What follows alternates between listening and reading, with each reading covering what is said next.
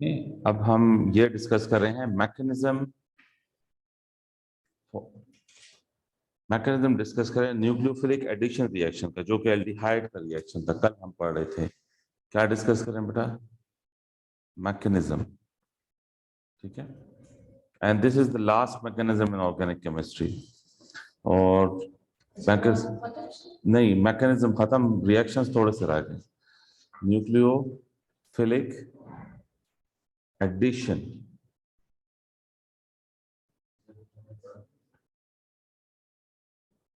we discuss variety of mechanisms. So let me tell you okay, how you need to trace the mechanism. तो देखो, for example, this is aldehyde, right?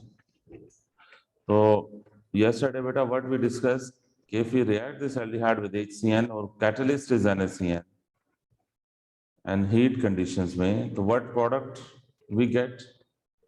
क्या product obtain होगा? We get CH3. The C double bond O converts to C single bond O, O becomes OH, and this nitrile group is attached here, and we get addition product. ये है nucleophilic addition. अब इसका जो mechanism है वो two step mechanism है। वो two step mechanism है, राइट? तो देखो मैकेनिज्म में you need to focus this carbon double bond oxygen. इस बॉन्ड को देखें तो इसमें पार्शियल नेगेटिव कौन सा सेंटर है, पार्शियल पॉजिटिव कौन सा सेंटर है? Oxygen over here is partial negative, carbon over here is partial positive. And remember that reaction is initiated by catalyst. ये जो CN है ये कैटलिस्ट से प्रोड्यूस होता है, ठीक है। ये this CN is produced by catalyst। थोड़ा सा इसमें सामने देखें, HCN में जो ये बॉन्ड है ना, ये कोवेलेंट बॉन्ड है, राइट? तो कोवेलेंट बॉन्ड की वजह से HCN की डिसोसिएशन लेस होगी, राइट? लेकिन NaCN में बॉन्ड कौन सा है? आयोनिक है। Sodium is cation and CN is anion, तो this very bond is ionic. तो आयोनिक बॉन्ड की वजह से इसकी मोर डिसोसिएशन होगी वाटर में।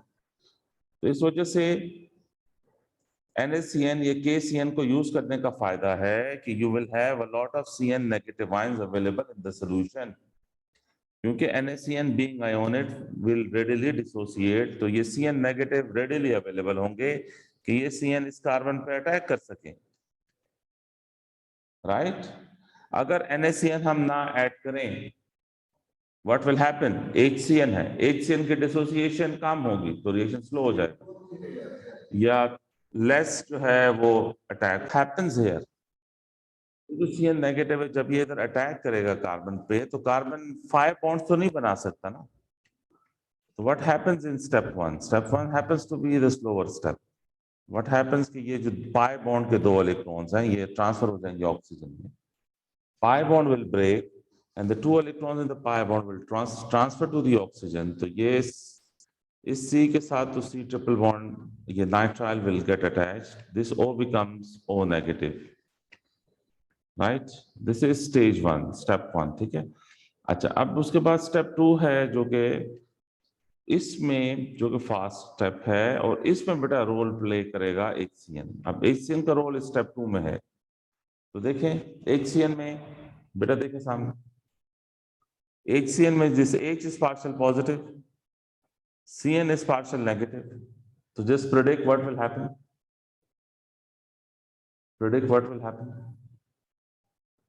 ये जो लोन पेयर है ये क्या करेगा? ये अटैक करेगा कि नहीं on this partial positive centre? As a result ये वाला जो बॉन्ड है H और C का, ये हेटेरोलिटिकली ब्रेक हो जाएगा।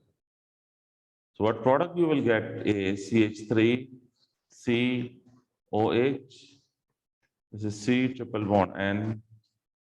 This is H plus this CN is reproduced. So what will we say? That this is the catalyst and catalyst recovered here, right? Catalyst recovered here. ये जो CN प्रोड्यूस हुआ है ये वो कैटलिस्ट था जो शुरू में जिसने रिएक्शन इनिशिएट किया था, और ये कैटलिस्ट यहाँ रिकवर्ड हुआ।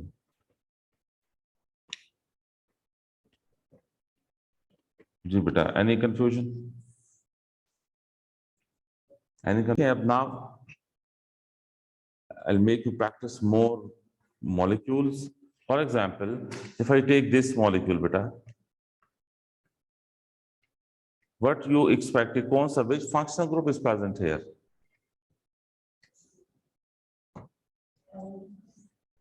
Is it aldehyde or ketone? How you came to know that this is ketone?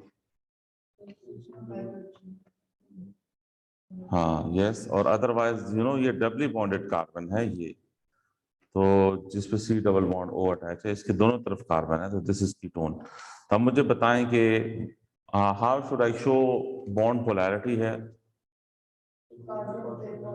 Partial positive है, ऑक्सीजन पे partial negative, you have to show bond polarity, right?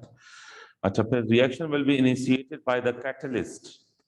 Reaction will be initiated by the catalyst. ये CN कहां से आया? Catalyst से आया। तो yes बेटा, कैसे होगा? Reaction is initiated by the catalyst. Initiated by the catalyst. जी, तो यस, ये कहाँ अटैक करेगा? ये किस पर अटैक करेगा? इस पार्शियल पॉजिटिव सेंटर पे। As a result what will happen? वसलाम, ये पाई बॉन्ड के जो 2 इलेक्ट्रॉन्स हैं, it will be transfer to the oxygen, ठीक है? So now how should I show it? ये जो कार्बन डबल बॉन्ड ऑक्सीजन है, बिकम्स कार्बन सिंगल बॉन्ड, और जो नाइट्राइल का कार्बन है, this will be attached here on this carbon. Okay, remember कि ये जो कार्बन है ना नाइट्राइल का, ये कार्बन कार्बन से अटैच होगा। Okay, if somebody rights like this ना, तो विल लूज मार्क्स। बेटा ये इस तरह अगर आपने शो किया तो this is wrong, this is wrong, ठीक है? कीप इन माइंड कि कार्बन विल अटैच, नाइट्राइल का carbon will get attached to the carbon atom. So you need to attach it like this. C triple bond N. Yes, or this O becomes negative with 2 electrons. And this is HCN beta. So yes, HCN की bond polarity कैसे दिखानी है? Partial negative, partial positive. Yes, what do you expect now? Yes, ये oxygen का lone pair will attack on this partial positive hydrogen, और ये this bond will break hydrolytically. As a result, you will get the product. This O becomes OH. This is nitrile group plus CN, which is the catalyst recovered. Okay, this is catalyst recovered, right?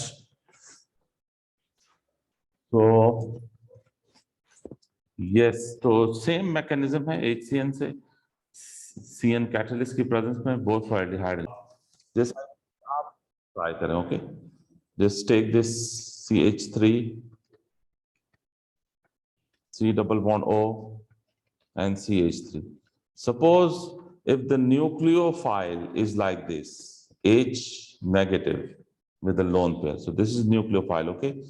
So what should happen in step 1 and step 2? Better quickly trace करें, खुद trace करें mechanism. And this is step 2, okay? And this is H positive. चलें, okay? Reaction will be, अब now in this case nucleophile is this H negative, okay? जिसमें lone pair होता है वो nucleophile होता है. So you have to show this partial negative and partial positive, okay? इसका mark है और ये अटैक शो करना है, और फिर इसकी वजह से pi bond will break down, pi bond के 2 electron will be transfer to the oxygen. What happens कि ये जो डबल बॉन्ड था ये सिंगल बॉन्ड हो जाएगा, O becomes negative with 2 electron जो पाई बॉन्ड से आए, राइट? और ये जो H है it will get attached to this carbon, ठीक हो गया? और फिर ये जो लोन पेयर है इसको इस पे अटैक करें, you will get the product. This is your product. CN भी दे सकते हैं, H negative भी दे सकते हैं, ठीक है? CN is also, the common thing is कि CN is nucleophile, H negative is also nucleophile. तो यहाँ कोई भी nucleophile हो सकता, right? तो आपने यही प्रोसीजर फॉलो करना है, whichever nucleophile is present. करें next. Next is, let's say I'm giving you aldehyde, okay? This one C double bond O, and this is H. And now the nucleophile is like this. This is negative, okay? And this is step 1. And then step 2. So beta ye trace kare. Step 2. And here you have H plus.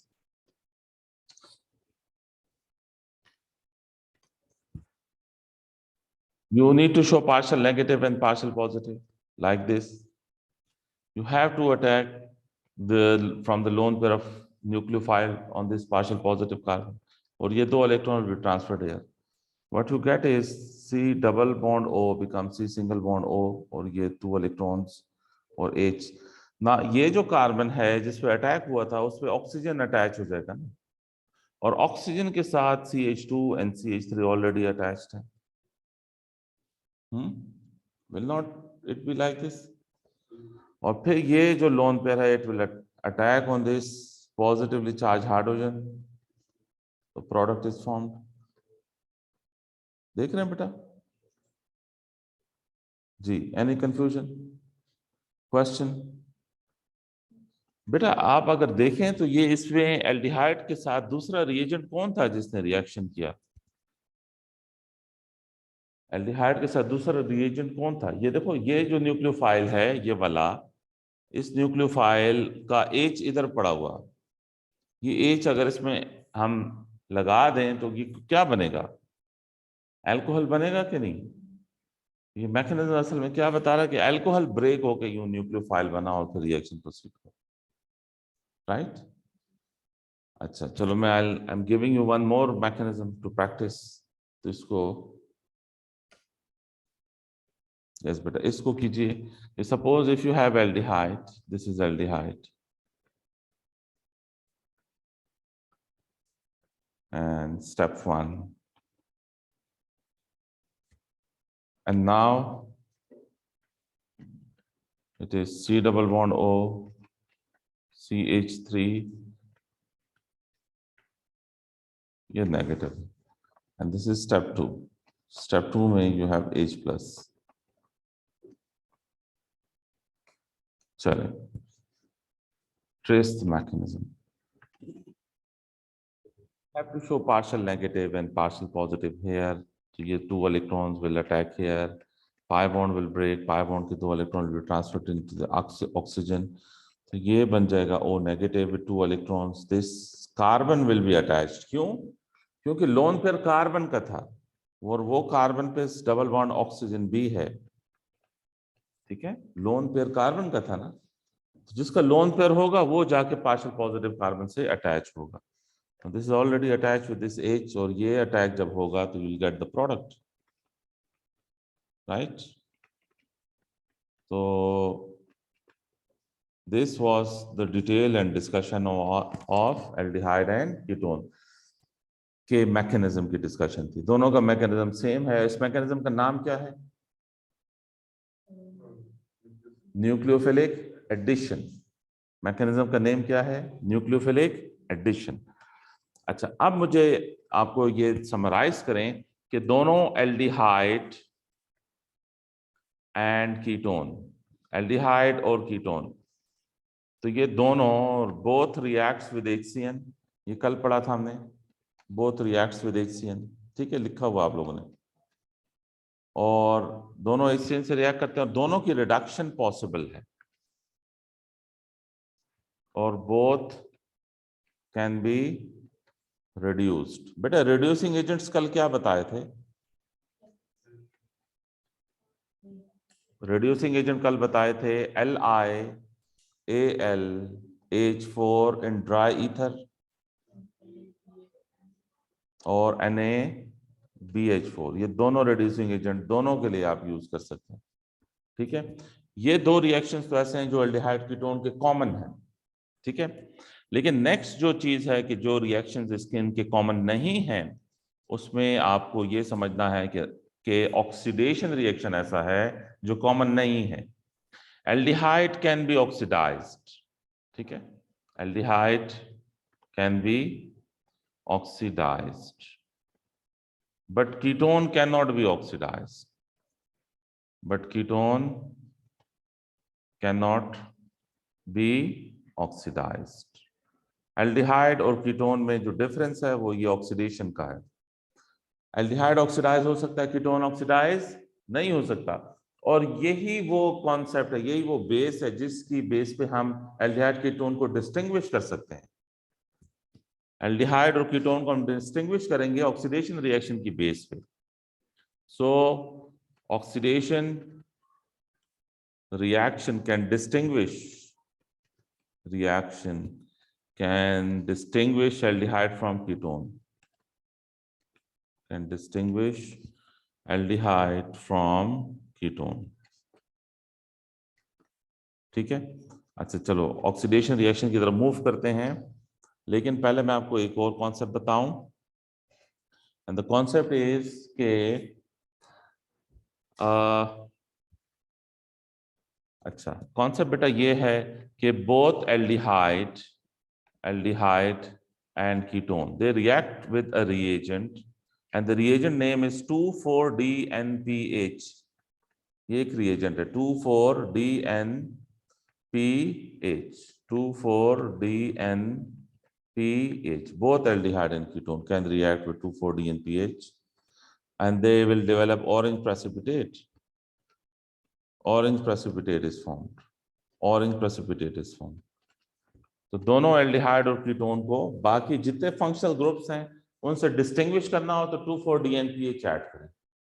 जैसे आपके पास test tubes है ना, उसमें variety of organic compounds हैं, तो सब में 2,4-DNPH add करें। जहां जिसमें ऑरेंज प्रेसिपिटेट आए वो या एल्डिहाइड है या कीटोन है, राइट। तो एल्डिहाइड कीटोन का दोनों का कॉमन टेस्ट जिसमें दोनों की प्रेजेंस आप आइडेंटिफाई कर सकते हैं, दैट इज 2,4-DNPH। अच्छा, अब ये 2,4-DNPH क्या है? What is this 2,4-DNPH? DNPH 4-DNPH को अब हम देख रहे हैं, ठीक है। अच्छा देखो बेटा, एक है बेंजीन। अगर मैं ये लिखूं ना, ये है दिस इज बेंजीन, ठीक है। लेकिन बेंजीन पे अगर बेंजीन से एक हाइड्रोजन, अच्छा बेंजीन के हर कार्बन पे एक एक हाइड्रोजन होता है। अगर किसी एक कार्बन से हाइड्रोजन आप रिमूव कर दें तो इट बिकम्स फिनाइल। ये बेंजीन पे अगर कुछ सब्स्टिट्यूशन होना तो हम इसको फिनाइल बोलते हैं। ये सर्कल A2 में डिस्कस होगा, ठीक है। इसका नाम फिनाइल है। बेंजीन पे अगर कुछ अटैच होना तो दैट इज फिनाइल, राइट। और एक बेटा कंपाउंड है N2H4, इसे कहते हैं हाइड्रोजीन। क्या? ये रॉकेट फ्यूल है, ठीक है, हाइड्रोजीन N2H4। तो ये हाइड्रोजीन मैं यहां ले रहा हूं इस तरह से,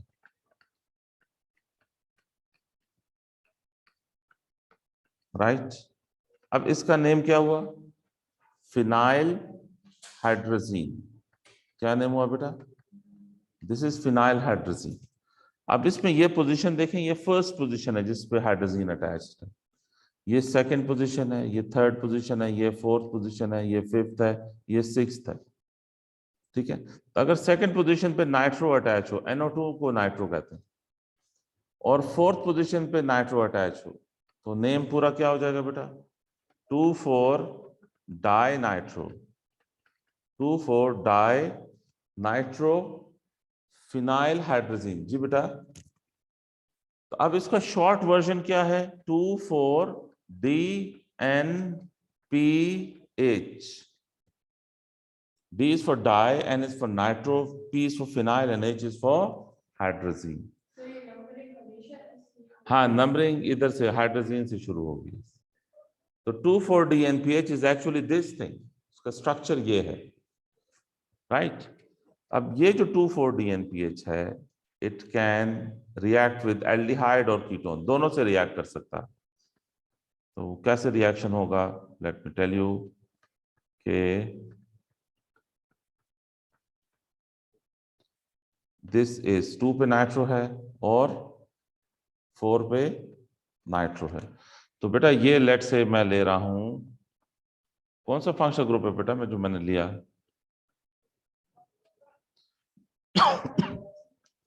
नहीं कार्बोक्सिलिक ये कीटोन लिया मैंने, आर एल्काइल है ना, आर एल्काइल है। तो बेटा अगर मैं इस आर की जगह एच कर दूं तो अब ये कौन सा फंक्शनल ग्रुप है? नहीं कार्बोक्सिलिक में इधर ओ एच होगा ना, कार्बोक्सिलिक नहीं है, ये एल्डिहाइड है। सी डबल बॉन्ड ओ के साथ एच हो तो this is aldehyde, this is aldehyde now, ठीक है। और अगर मैं इधर आर ले लूं, अब ये क्या है, अब ये कीटोन है, ठीक है। और अब अगर मैं इधर एच ले लूं तो अब ये एल्डिहाइड है, तो एल्डिहाइड कीटोन दोनों का कॉमन रिएक्शन है, ठीक है।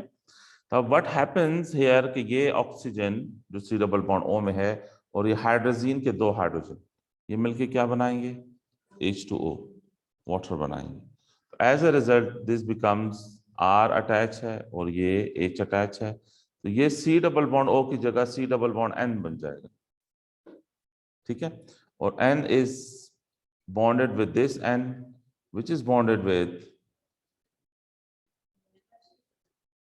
नहीं अमाइनो एसिड नहीं है ये, एक्चुअली ये एक रिजल्टेंट प्रोडक्ट है। वो जो मैंने ऑरेंज प्रेसिपिटेट बताए थे ना, वो orange precipitate is because of formation of this compound. ये जो कंपाउंड बना है this is responsible for orange precipitate, समझ आई? अगर यहां ऊपर एल्डिहाइड हो या कीटोन हो, product will be like this, समझ आई इस बात की? बहुत, अगर आप एल्डिहाइड, अभी तो एल्डिहाइड नजर आ रहा है ना, अगर इस एच की जगह इधर आर होता, इस एच की जगह आर होता तो प्रोडक्ट यही आना था। That is the reaction in which aldehyde या ketone reacts with 2,4-DNP. But is this clear? They can ask this question in the exam. Clear है? Okay. ठीक है. So this is the reaction in which 2,4-DNPH reacts with either aldehyde or ketone and develops orange precipitate. अच्छा, तो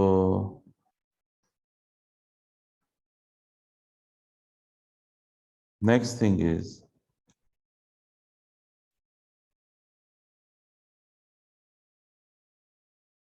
next thing भी सुने, वो भी जरूरी है कि आपको ये तो पता चल जाएगा एल्डिहाइड और कीटोन का कैसे बेटा पता चलेगा। Can identify aldehyde ketones from 2,4-DNPH, लेकिन how to distinguish from between aldehyde and ketone, तो उसके लिए बेटा we use Tollens reagent, we use two reagents, okay, Tollens reagent। तो ये I'll talk about the Tollens reagent is mild oxidizing agent। क्या है? mild oxidizing agent है। तो what happens कि जब हम एल्डिहाइड में टॉलेंस रिएजेंट ऐड करेंगे तो we get silver precipitate. Tollens reagent जब एल्डिहाइड में ऐड करेंगे तो हमारे पास क्या प्रोड्यूस होगा?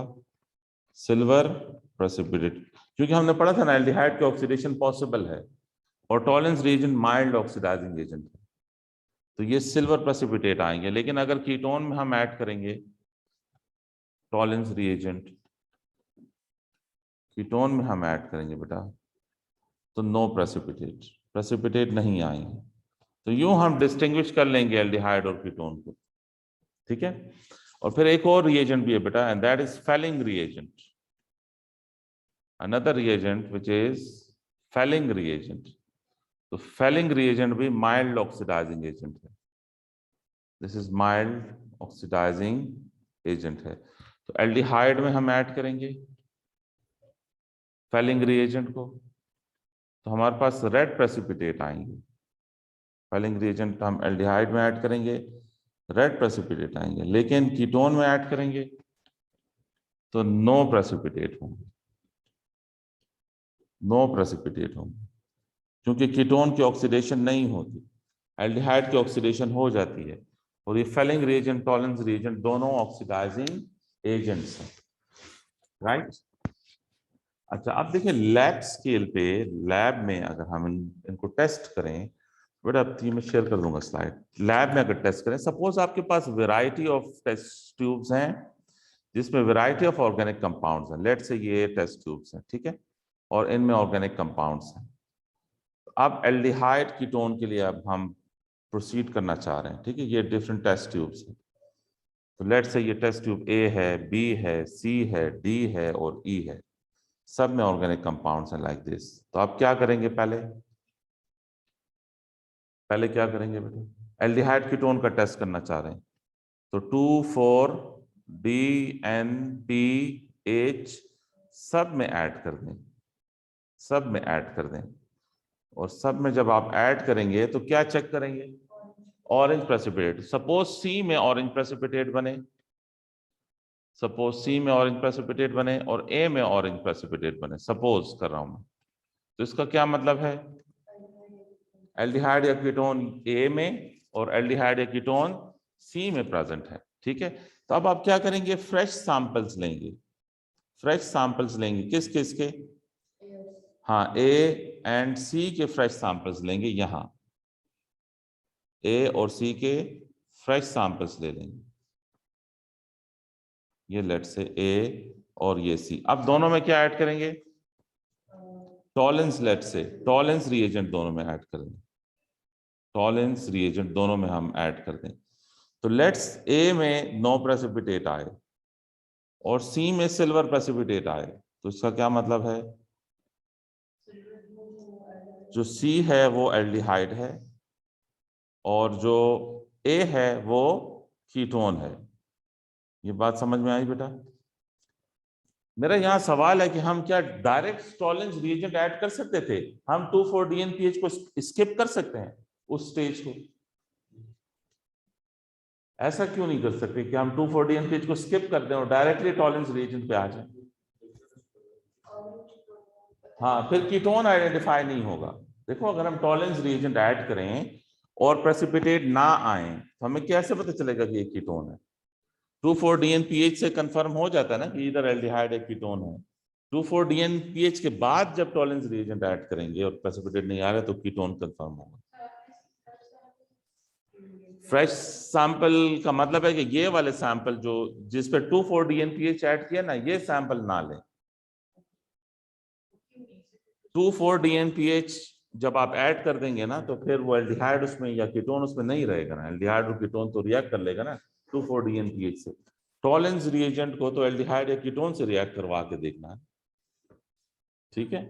इन्हीं टेस्ट ट्यूब जिसमें आपने 2,4-DNPH ऐड किया हुआ है, इन्हीं में टॉलेंस रिएजेंट नहीं ऐड करना, ठीक है। दूसरा सैंपल लेके फिर टॉलेंस रिएजेंट ऐड करना है। And same for Fehling reagent. मैं बनाऊं डायग्राम फेलिंग का या बस अंडरस्टूड है, पिक्चर आ रही है। हाँ, इस टॉलेंस की जगह आप फेलिंग रिएजेंट भी ऐड कर सकते थे, लेकिन बस फेलिंग रिएजेंट में रेड प्रेसिपिटेट आएंगे एल्डिहाइड में, कीटोन में प्रेसिपिटेट नहीं आएंगे। सेम फॉर फेलिंग रिएजेंट, ठीक है। अच्छा, एक बेटा इसमें बस इसमें जो the very final thing is वो इक्वेशंस की डिस्कशन है कि ये आपको जरा पता होना चाहिए कि जो टॉलेंस रिएजेंट है ना वो सिल्वर आयंस होते हैं।